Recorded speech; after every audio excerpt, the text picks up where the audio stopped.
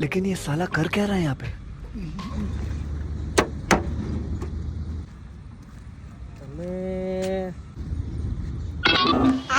મેં કીધું ગાંજાથી વધારે નુકસાન થશે, સિગરેટ પીએ આનાથી ઓછું નુકસાન થશે. તમે તો ઇન્સ્ટાગ્રામમાં વિડીયો બનાવો છો ને? અરે હા હા હા, અરે ધ હોનેસ્ટ ગુજુ, તમે તો જોયેલા છે, મેં તમે જબરજસ્ત વિડીયો બનાવો છો યાર.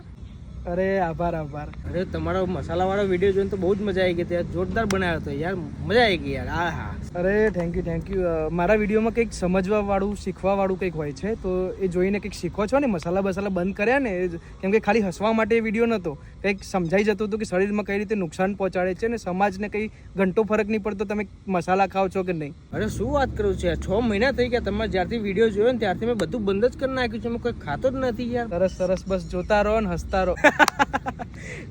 1 મિનિટ, જોરદાર વાત છે યાર.